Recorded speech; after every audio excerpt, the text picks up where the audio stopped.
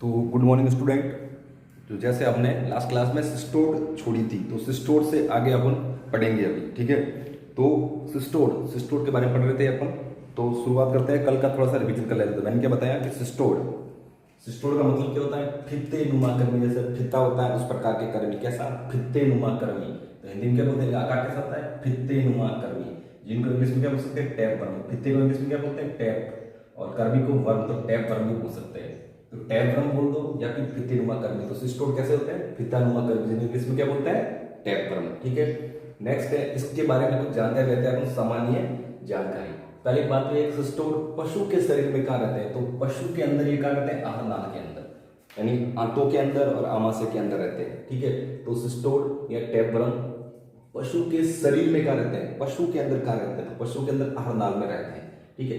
अब इन सिस्टोड की बात करते हैं। इन सिस्टोड में क्या चीज होती है, क्या नहीं होती, जो क्वेश्चन पूछ सकते हैं। तो पहली बात है कि इन सिस्टोड के अंदर आहारनाल नहीं पाई जाती, ठीक है। आमाशय, आंतें वगैरह नहीं पाई जाती। किसमें? सिस्टोड में नहीं पाई जाती। पर ये सिस्टोड पाए किसमें जाते हैं? पशु के शरीर के आहारनाल में पाए जाते हैं, ठीक है ना। तो इन सिस्टोड के अंदर आहारनाल नहीं पाई जाती। अगर आहारनाल नहीं पाई जाती तो अपना भोजन अवशोषण से प्राप्त करते हैं। किससे? अवशोषण से प्राप्त करते हैं, यानी चूसते हैं उसको, खींचते हैं उसको, अवशोषण करते हैं।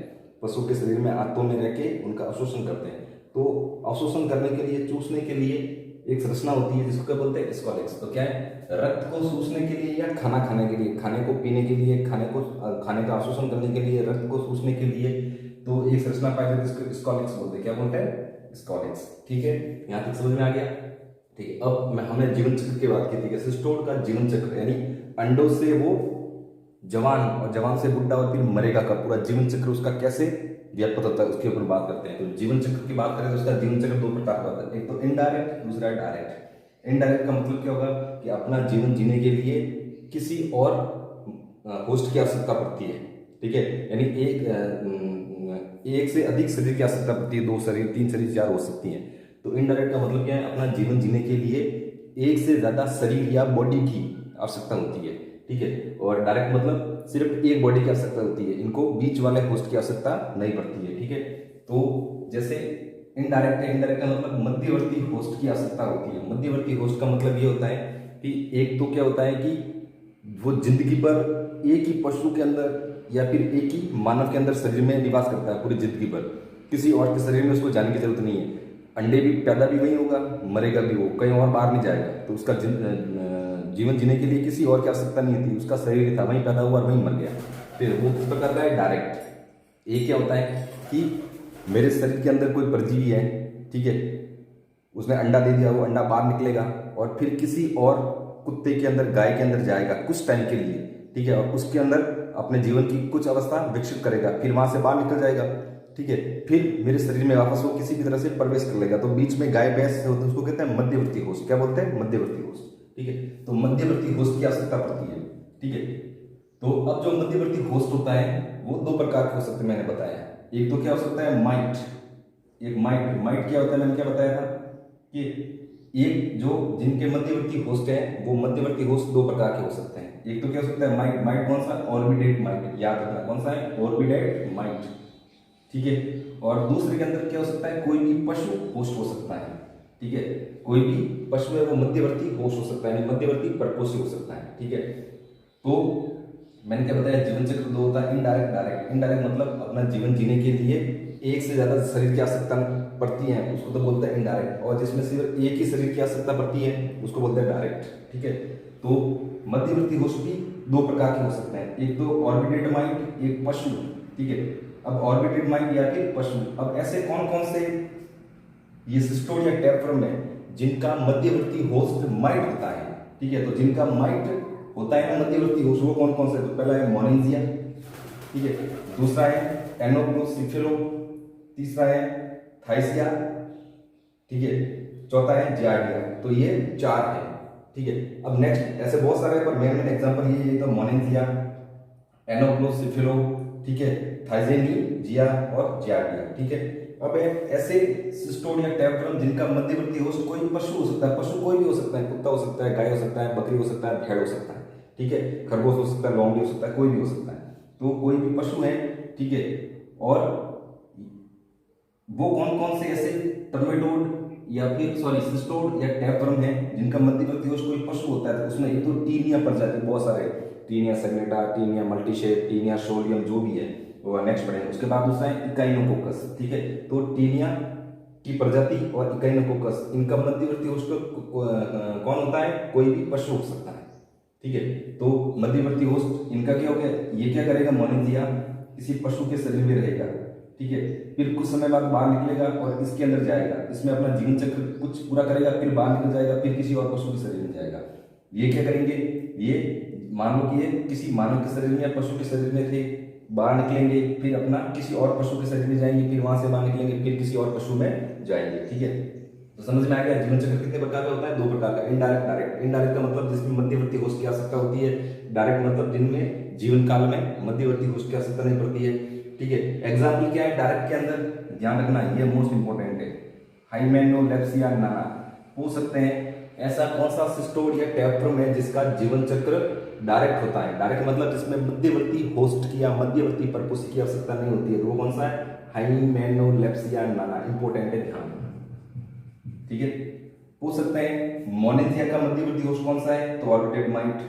एनोसिफिला का कौन सा है, ऑर्बिटेड माइट। गियार्डिया का कौन सा है, तो ऑर्बिटेड माइट। ये इसका कौन सा मध्यवर्ती होस्ट है, ठीक है, समझ में आ गया। अब जो पहला इसमें से इंपोर्टेंट मतलब जो एग्जाम में पूछ सकते हैं उनके बारे में बात करते हैं, ठीक है। तो पहला कौन सा है, मोनेजिया, तो मैंने वहां लिख दिया मोनेजिया, तो ये भी क्या है, टैपवर्म है, ठीक है। अब ये टैपवर्म किस प्रकार का टैपवर्म, यहाँ देख लो, मध्यवर्ती होस्ट क्या होगा, क्या होगा, क्या होगा, ठीक है। तो जो मोनेजिया है वो दो प्रकार के होते हैं, एक तो मोनेजिया एक्सपेंसा, ठीक है, दूसरा होता है मोनेजिया बेनिडेनी, ठीक है, बेनेडेनी, ठीक है। तो दो प्रकार के, एक तो मोनेजिया एक्सपेंसा, दूसरा है मोनेजिया बेनेडेनी, ठीक है। जो मोनेजिया एक्सपेंसिया है वो किसमें रो करता है, भेड़ और बकरी के अंदर, ठीक है, ये भेड़ और बकरी के अंदर रो करता है, उनके शरीर में रहता है। अब जो मोनेजिया बेनिडेड है वो किसमें, गाय और भैंस में रो करता है, या गाय या भैंस में रहता है, ठीक है। तो इनका होस्ट कौन सा हो गया, ये तो भेड़ और बकरी में रहता है और ये गाय और भैंस में रहता है, ठीक है। पूछ सकते हैं मोनेजिया एक्सपेंसिया का अंतिम होस्ट कौन सा है, या लास्ट होस्ट कौन सा है, लास्ट होस्ट, ठीक है। तो ये क्या हो गया, लास्ट होस्ट है किसका, मोनेजिया का, ठीक है। इनका पूछ लिए, ये भी क्या है, लास्ट होस्ट है, ठीक है। तो मोनेजिया दो प्रकार के हो गए, मोनेजिया एक्सपेंसा और मोनेजिया बेनिडेनी, ठीक है। अब इन मोनेजिया की लार्वा अवस्था को क्या कहते हैं, ये इंपॉर्टेंट है। लार्वा अवस्था को क्या बोलते हैं, सिस्टीसर्कोइड्स। क्या बोलते हैं, लार्वा अवस्था को जो रोग पैदा करती है। लार्वा अवस्था किसे कहते हैं, जो संक्रमणकारी है, जो रोग पैदा करती है, तो रोग पैदा करने वाली अवस्था है, तो ये क्या है, संक्रमण की अवस्था, संक्रमण अवस्था है ये, यानी ये क्या करेगी, रोग पैदा करेगी। तो ध्यान रखना, इसकी लार्वा अवस्था बोल सकते हो या संक्रमण अवस्था बोल सकते हो, ठीक है। रोग कौन सी है, सिस्टीसर्कोइड, किसकी, मोनेजिया की। तो जैसे लास्ट क्लास में हमने किसके बारे में बात कर ली थी, तो लास्ट क्लास में हमने बात कर ली थी किसकी, सिस्टोड के बारे में, किसकी, सिस्टोड की पूरी, ठीक है। तो अभी जो नेक्स्ट है, ठीक है, तो सिस्टोड के अंदर हमने पहली चीज थी मोनेजिया के बारे में पढ़ लिया। अब जो नेक्स्ट है टीनिया के बारे में, मोस्ट इंपोर्टेंट है, ध्यान रखना। अगर ये छूट गया तो लगभग आपका ये क्वेश्चन छूट सकता है, इसमें से एक आधा क्वेश्चन पूछ सकते हैं, इंपॉर्टेंट है, मोस्ट इंपोर्टेंट है। तो अपन नेक्स्ट इसके बारे में करते हैं, टीनिया के बारे में। तो टीनिया भी क्या है, तो टीनिया एक फित्तेनुमा कर्मी है, सिस्टोड में आता है, ठीक है। इसकी लाइफ साइकिल कैसे होती है, इनडायरेक्ट। इनडायरेक्ट में इसका होस्ट कौन सा होता है, कोई भी पशु, ठीक है, कोई भी पशु क्या होता है, मध्यवर्ती इसका होस्ट होता है, मध्यवर्ती होस्ट होता है टीनिया का, ठीक है। तो जो पहला है इंपॉर्टेंट है, अब मैंने ऊपर क्या लिखा देखो कि टीनिया के अंदर कौन कौन से ऐसे और जीनस है जो रोग करता है, जो इंपॉर्टेंट हो सकते हैं, उसके बारे में बात करेंगे। तो टीनिया अपन जो अपने अगर सारणी पढ़े उसमें क्या पढ़ेंगे, पहले इसकी लार्वा अवस्था, इनके जीवन काल में कुछ अवस्था होती है, जैसे अपन पैदा होते हैं, फिर छोटे बच्चे, फिर बड़े जवान बुढ़े होते हैं ना, अपन लाइफ साइकिल, उसी प्रकार इनकी लाइफ साइकिल होती है।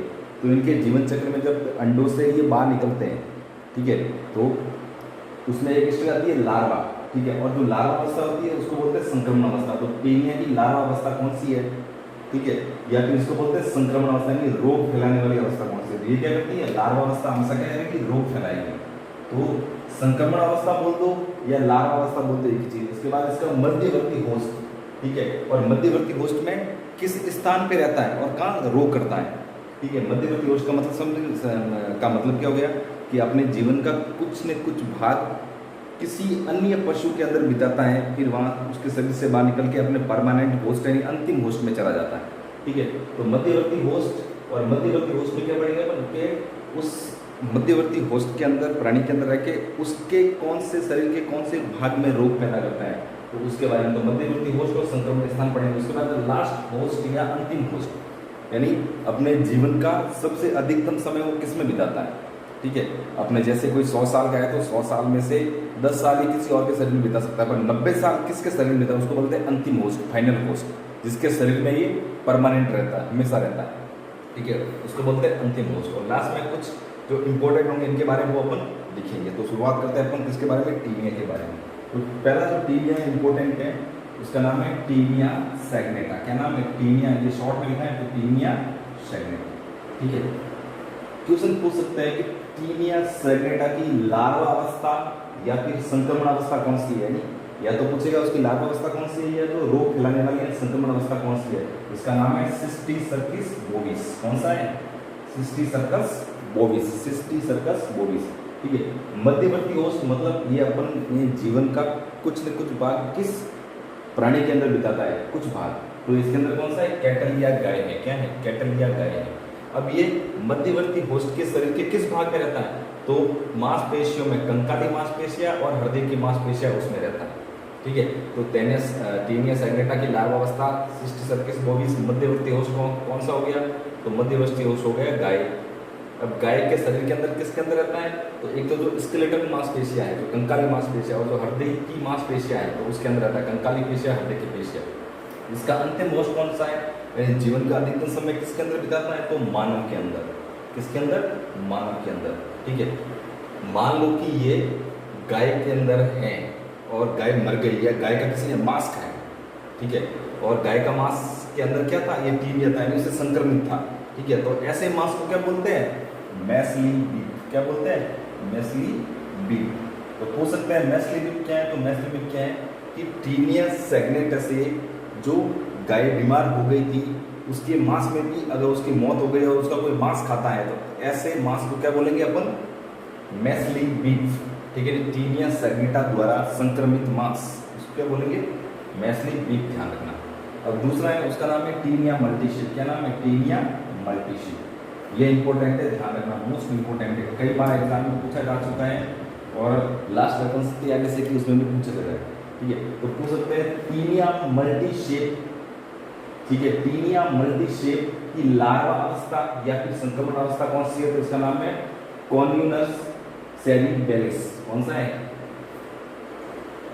कॉन्यूनस सेरिबेलिस। कौन सा है, कॉन्यूनस सेरिबेलिस। सेरिबेलिस सेरिब्रम यानी मस्तिष्क से रिलेटेड, किससे, मस्तिष्क से। तो कॉन्यूनस सेरिब्रेलिस, कॉन्यूनस सेरिब्रेलिस किसकी है, टीनिया मल्टीशेप की। इसके अंदर इसका मध्यवर्ती होस्ट कौन सा है। ठीक है, यानी अपने जीवन का कुछ समय किसके अंदर बिताता है, तो भेड़ के अंदर और बकरी के अंदर, शिप एंड गॉड के अंदर बिताता है। ठीक है, और इसका मोस्ट करेक्टर अगर पूछ लें कि ये ब्रेन में रहता है, मुख्य रूप से कहाँ, ब्रेन में। ठीक है, किसमें अंदर निवास करता है, मस्तिष्क के अंदर रहता है। ठीक है, मेन रूप से। और बकरी में बीमारी करता है जिसको बोलते हैं गिड्ड। तो बकरी में कौन सा बीमारी करता है, ये बकरी के अंदर करता है गिड्ड रोग। कौन सा रोग करता है बकरी में, गिड्ड। ठीक है, तो कई बार एग्जाम्पल पूछते हैं कि गिड्ड रोग किससे होता है, बकरी में गिड्ड रोग किससे होता है, तो बकरी में गिड्ड रोग किससे होता है, तो एक लार्वा है उसका नाम है कॉन्यूनस सेरिब्रेलिस। किसकी लार्वा अवस्था है, टीनिया मल्टीशेप की। तो आपको ये ध्यान रखना है कि टीनिया मल्टीशेप की जो लार्वा अवस्था है उसके कारण बकरियों में एक रोग होता है, इसको बोलते हैं गिड्ड। अब ये गिड्ड रोग क्या होता है मैं आपको बता दूं, पर लास्ट में बताऊंगा। गिड्ड रोग में ये होता है कि ये जो टीनिया मल्टीशेप है यह जब गलती से बकरी के शरीर में प्रवेश कर जाता है तो ये बकरी के मस्तिष्क के अंदर चला जाता है। ठीक है, और बकरी के मस्तिष्क के अंदर अपना निवास स्थान बनाता है, वहाँ जनसंख्या में वृद्धि करता है और वहाँ क्या होता है, मस्तिष्क को खोखला कर देता है। मस्तिष्क के अंदर एक थैलीनुमा सिस्ट बना देता है। क्या कैसा बनाएगा, एक सिस्ट बना देगा, थैलीनुमा सिस्ट। ठीक है, जिसके कारण उसको मस्तिष्क की बीमारियां हो जाती है, वो गोल गोल घेरे में घूमती है। ठीक है, अपने सिर को दीवार पे मारेगी। ठीक है, अपने सिर को अपने सीने पे लगाएगी, दबाएगी जोर से। ठीक है। और अपन अगर दोनों सींगों के बीच मस्तिष्क को दबाते हैं तो उसको दर्द होता है, वो चिल्लाती है, ठीक है। ये क्या हो गया, गिड्ड। तो गिड्ड किसकी बीमारी है, बकरियों की मस्तिष्क की बीमारी है, जिसमें मस्तिष्क के अंदर सिस्ट बन जाता है, ठीक है। और वो सिस्ट किससे होता है, वो टीनिया मल्टीसेप की लार्वा अवस्था से होता है। उस लार्वा अवस्था का क्या नाम है, कॉन्यूरस सेरेब्रस। लास्ट एग्जाम में पूछा गया था।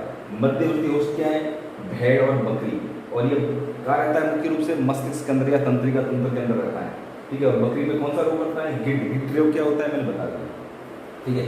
नेक्स्ट है टीनिया सोलियम। क्या है, टीनिया सोलियम, ठीक है। ये भी क्या है, टीनिया का एक जीनस है, इसको बोलते हैं टीनिया सोलियम। अब इसकी लार्वा अवस्था या संक्रमण अवस्था को क्या बोलते हैं, जो रोग पैदा करती है, इसका नाम है सिस्टीसर्कस सेल्यूलोस। कौन सी, सिस्टीसर्कस सेल्यूलोस, ठीक है। तो सिस्टीसर्कस सेल्यूलोस, इसका मध्यवर्ती होस्ट कौन सा है, तो मध्यवर्ती होस्ट एक तो सुअर हो सकता है, स्वाइन, और एक मानव। या तो क्या हो सकता है, सुअर। स्वाइन का मतलब क्या हो गया, सुअर। तो या तो हो सकता है सुअर या मानव, स्वाइन बोलते हैं ना, ठीक है। अब ये कहाँ रहता है, ठीक है। तो ये मध्यवर्ती होस्ट के कंकाली और हृदय पेशियों में, ये भी कहाँ रहता है, मांसपेशियों के अंदर। कौन सी, कंकाली और हृदय की मांसपेशियों में रहता है। कौन सा, टीनिया सोलियम, ये सिस्टीसर्कस सेल्यूलोस। इसका अंतिम होस्ट कौन सा है, अंतिम होस्ट कौन सा है, मानव है।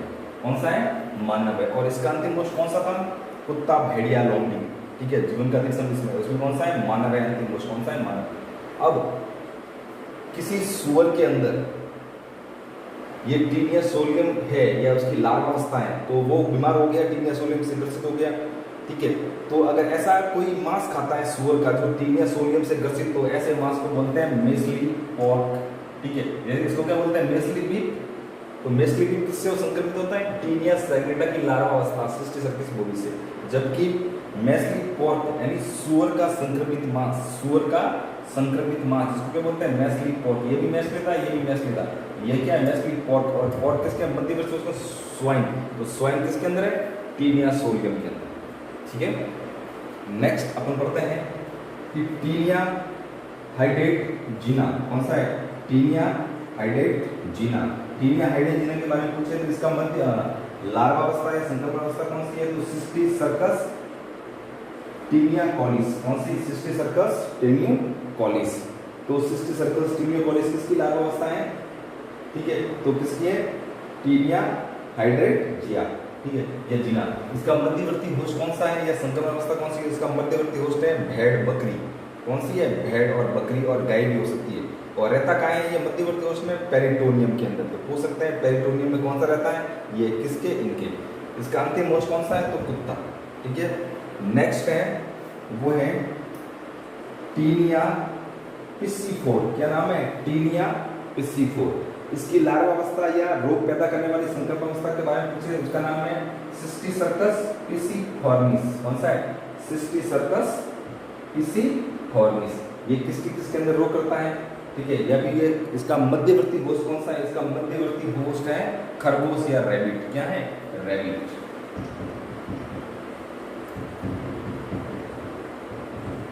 तो इसका मध्यवर्ती होस्ट कौन सा हो गया, खरगोश। ये ध्यान रखना, खरगोश किसका मध्यवर्ती होस्ट है, टीनिया पिस्सीफोर का। कहाँ रहता है, ये भी पेरिटोनियम, ये भी पेरिटोनियम। इनका अंतिम होस्ट कौन सा है, तो कुत्ता है। लास्ट होस्ट कौन सा है, कुत्ता। नेक्स्ट पढ़ते हैं अपन टीनिया फॉर्मिस। क्या नाम है, टीनिया फॉर्मिस। तो नेक्स्ट कौन सा है, टीनिया फॉर्मिस। तो टीनिया दो बार है, एक तो ये टीनिया और इसका जीनस टीनिया फॉर्मिस। तो टीनिया फॉर्मिस। इसकी लार्वा अवस्था या संक्रमण अवस्था कौन सी है, तो सिस्टीसर्कस फैसियोलोरिस। कौन सी है, सिस्टीसर्कस फैसियोलोरिस, ठीक है। इसका मध्यवर्ती होस्ट कौन सा है, तो चूहा। और चूहा में क्या रहता है, ये लीवर के अंदर या यकृत के अंदर। और इसका अंतिम होस्ट कौन सा है, तो बिल्ली या कैट। कौन सी है, बिल्ली। अंतिम होस्ट कौन सा है, बिल्ली। उसके बाद नेक्स्ट है टीनिया ओविस। क्या नाम है, टीनिया ओविस। इसकी लार्वा अवस्था कौन सी है, तो सिस्टीसर्कस ओविस, ठीक है। इसका मध्यवर्ती होस्ट कौन सा है, भेड़ या सिप या भेड़। भेड़ के अंदर क्या रहता है, तो मांसपेशियों के अंदर। किसके अंदर, मांसपेशियों के अंदर। इसका अंतिम होस्ट कौन सा है, कुत्ता। तो ये सब हमने टीनिया के बारे में लिखा है। तो टीनिया का वापस आ जाओ। सबसे पहले टीनिया सैग्रेटा, इसकी संक्रमण अवस्था, लार्वा अवस्था सिस्टीसर्कस बोविस, मध्यवर्ती ओस गाय, गाय के अंदर क्या रहता है, कंकाली पेशिया, हड्डी पेशिया, लास्ट ओस मानव।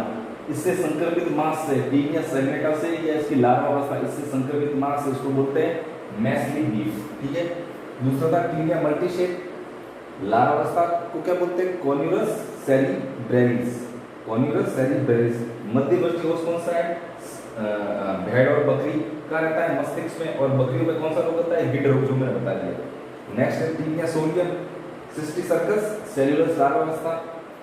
मध्यवर्ती ओस सुअर का रहता है कंकाली पेशियों में, अंतिम मानव। अगर इसके द्वारा संक्रमित रोग है या संक्रमित मांस है, टीनिया सोलियम या सिस्टिक सर्कस सेलुलर लार्वा द्वारा संक्रमित मांस है सुअर का, उसको बोलते हैं मैस्ली पोर्क, ठीक है। उसके बाद टीनिया हाइडेजिना, सिस्टिक सर्कस कैम्यूकुलस, मध्यवर्ती ओस भेड़ बकरी कुत्ता, ठीक है। उसके बाद टीनिया पिसिफोर, इसका कौन सा, सिस्टिक सर्कस पिसिफॉर्मिस, मध्यवर्ती ओस खरगोश पेरिटोनियम और कुत्ता। उसके बाद टीनिया फॉर्मिस, इसका क्या नाम है, सिस्टिक सर्कस फैसियोलरिस, मध्यवर्ती ओस चूहा, कहाँ रहता है, लिवर में, अंतिम ओस कैट यानी बिल्ली। उसके बाद taenia Ovis, cystic circus Ovis larva अवस्था, मध्यवर्ती ओस भेड़ का मांसपेशियों के अंदर, और अंतिम ओस कुत्ता, ठीक है। तो आपको क्या ध्यान रखना, सिर्फ कि ये अलग है, सिर्फ ये नाम थोड़ा सा अलग है, ये देखो कॉन्यूरस, बाकी सब सेम है, ये भी सिस्टिक सर्कस, ये भी cystic circus, cystic circus, cystic circus, cystic circus, cystic circus, तो सब में सिस्टिक सर्कस है। किसको छोड़ के, सिर्फ टीनिया मल्टीशेप तो अलग हो जाता है, इसलिए क्वेश्चन पूछने लगा था, ठीक है। तो टीनिया मल्टीशेप के अलावा बाकी सब में सिस्टिक सर्कस है। कौन कौन से, एक तो बोविस, एक सेलुलस, एक कैन्युकुलस, एक पिसिफोरम, एक फैसियोलरिस और एक ओविस, बस इतने तो हैं। अब जो नेक्स्ट था इसी के अंदर, ठीक है, किसके अंदर, जिनका जीवन चक्र इनडायरेक्ट होता है और मध्यवर्ती ओस कोई दूसरा पशु होता है। तो पहले टीनिया के बारे में पढ़ लिया हमने। अब दूसरा है इकाइनोकोकस, एक नाम क्या था, इकाइनोकोकस, इकाइनोकोकस, ठीक है। अब इकाइनोकोकस के अंदर एक जीनस है या एक प्रजाति, इसका नाम है इकाइनोकोकस, ठीक है, या इक्नोकोकस। कौन सी है, इकाइनो नहीं है, इक्नोकोकस ग्रेन्युलोसस, कौन सी, इक्नोकोकस ग्रेन्युलोसस। इसकी लार्वा अवस्था को क्या बोलते हैं, तो हाइड्रेट सिस्ट, इंपॉर्टेंट है, ध्यान रखना, एक ये और ये बहुत इंपॉर्टेंट है। तो एक तो इसका ध्यान रखना, एक इसका ध्यान रखना, एक इसका ध्यान रखना, और एक इसका जरूर ध्यान रखना, ये इंपॉर्टेंट है, इसमें से कोई पूछ सकता है, ठीक है। तो इक्नोकोकस या इकाइनोकोकस ग्रेन्युलोसस, ठीक है, ये एक परजीवी है, सिस्टोड है, इनसे अलग है, ध्यान रखना, इनके अंदर शामिल नहीं है, ये अलग ही है। उसके इसकी लार्वा अवस्था या संक्रमण अवस्था क्या बोलते हैं, हाइड्रोसिस्ट। इसका मध्यवर्ती ओस कौन सा है, तो गाय और भैंस। गाय भैंस में क्या हो सकती है, इसकी आंत हो सकती है, ठीक है, तो आंतें इसका स्थान हो सकता है। उसके बाद इसका अंतिम होस्ट कौन सा है, तो कुत्ता, लोमड़ी, भेड़िया वगैरह सब इसका अंतिम होस्ट है। इसमें होता क्या है कि कुत्तों के अंदर या लोमड़ी के अंदर क्या करता है कि छोटे आंत में रहता है और एसाइटिस कर जाता है, यानी उदरी गुहा में पानी भर जाता है, उसको एसाइटिस बोलते हैं कुत्तों के अंदर, और श्वसन तंत्र यानी रेस्पिरेटरी सिस्टम के या श्वसन के रोग करता है। तो ये थी अपने आज की, ये अपने टीनिया के बारे में पूरी। अब जो गिड बीमारी की होती है, ठीक है, उसको मैं अभी तो समझा दिया गिड क्या होता है, ठीक है। तो नेक्स्ट अपन पढ़ेंगे जो भी अपने पास निमेटोड बचे हुए हैं, निमेटोड के बारे में पढ़ेंगे, या फिर स्ट्रोंगलियोसिस बड़ा होगा तो स्ट्रोंगलियोसिस के बारे में पढ़ेंगे। तो नेक्स्ट क्लास अपनी बाद में देखेंगे, ओके।